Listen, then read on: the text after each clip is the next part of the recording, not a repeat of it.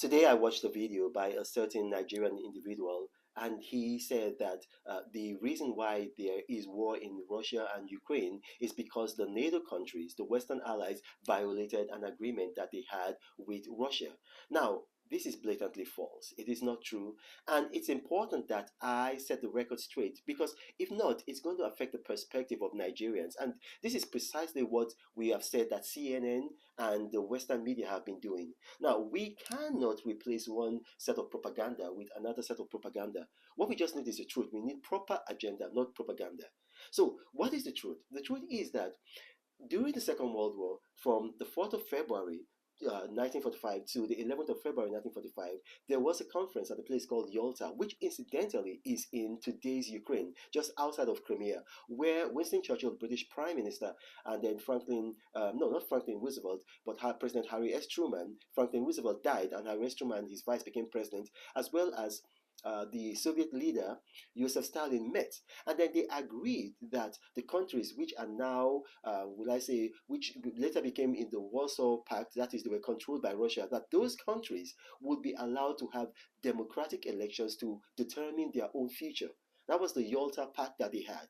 So those countries, Poland, Hungary, Romania, Bulgaria, Czechoslovakia, those kinds of countries, that they would be allowed to have democratic elections and choose their own fate. But Stalin violated that agreement, later invaded these countries and then forcefully communized them. So to say that NATO violated an agreement, that is, I mean, it's either ignorant or dishonest. I mean, don't take my word for it. Racists have said that if you want to hide anything from a black man, you put it in writing. Let's prove them wrong. Go and research the Yalta Agreement and go and research whether or not Stalin broke those agreements. So yes, I do agree that this war, we shouldn't see it from an American perspective or from a Russian perspective. Nigeria should remain neutral until we can identify our interests, and then when we identify our interests, we should speak based on our interests. So, I mean, if you recall, between 16th of February, 16th of October 1962 and 28th of October 1962, Russia, or rather the then USSR, Union of Soviet Socialist Republic, had sent offensive missiles to Cuba, which is 90 miles off the coast of America. And then the then US President, President John F. Kennedy, has said, look, this is unacceptable. We're not going to accept it. But he didn't go to war. He put up a naval blockade and he blocked ships from entering or leaving Cuba. And then he gave a press conference and said that he considered that act, the act of the USSR putting weapons in Cuba, as an act of war, and that they had to take those weapons away. So if you look at now, that's very similar to what is happening right now in Ukraine. But Kennedy didn't go to war. He didn't attack Cuba. He didn't attack any other Soviet-linked country. No, he took a route where he did a blockade. So there are things that Russia could have done. I mean, there are things, rather than just invade, there are things that they could have done. They could have behaved like President Kennedy and said, okay, we feel attacked by Ukraine joining NATO, and then we want some concessions. Maybe that Ukraine must give an undertaking that they will not act against our interests, they will not attack us, they will, things like that. But to just go to war, because here's the thing, the USSR has collapsed. And then you have several nations, of which Ukraine is one of them. I've been to all these places. Ukraine is one of them. Latvia is another. Estonia is another. I've been there. These countries have been allowed because they broke off after the Soviet Union fell. So they didn't succeed by force. The Soviet Union collapsed because they couldn't sustain their economy. So they broke off. They had democratic elections, and then a lot of them have chosen to join NATO. Countries like Poland. Poland wasn't in the Soviet Union, but Estonia, Latvia. Those countries they've chosen to look towards NATO. Now, if Ukraine wants to do the same thing, as long as America is not influencing them, as long as another nation is not influencing them, then they should be allowed to do what they want to do.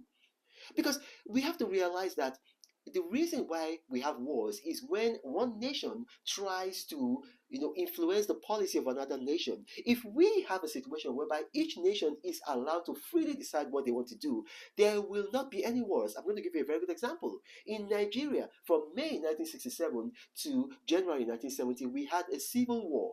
Now, during the civil war, what happened? Both America and Russia were supplying weapons to all of us, both sides, so that we could kill each other. So 2 to 3 million people died. These people didn't care and say, okay, well, now we are going to now start holding prey for Nigeria, or we are going to start having no, no, no, no, no. So we should know where we stand. Right now, there's a conflict in Ethiopia, in the Tigray region of Ethiopia. 150,000 people have died. How many people have died in the Ukraine Russia-Ukraine war? Not up to 1% of that. 150,000 people have died. Dangote has a factory in Ethiopia, in the Oromia region of Ethiopia. I have been there. And that factory was taken over by the rebels, although the government has not taken it back. But we should be more concerned about that. There are more Nigerians in Ethiopia working and earning a living. Dangote has the factory there is worth about $800 million. So we have economic pecuniary interest there. So we should begin to think about our own interest. So we should not begin to elevate what is happening in Russia and Ukraine and say, oh, it's a world war, and then we have to take sides. Either we take the side of Russia or we take the side of America. No. I've been a resident of America since the age of 9, but I am, exposed enough to know that I am a Nigerian first.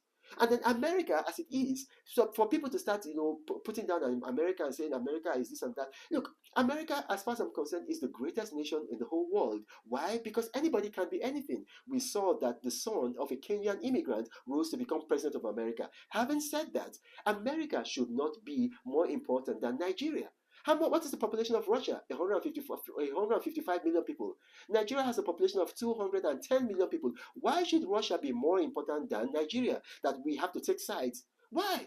So let's begin to think as an independent nation. Let's not be led by the nose by propaganda, and let's become neutral until we can figure out our own best national interest. My name is Ronald Mokri, and I thank you for watching. And I say a prayer right now for Nigerians that are stranded in Ukraine and in neighboring countries. I'm currently here, and I've been putting, my money and my time walking my talk. So I'm not just somewhere, poking my nose. No, I came here and I'm helping people literally to get out of here. But having said that, we still need to look after our own national self-interest. Thank you for watching, and God bless you.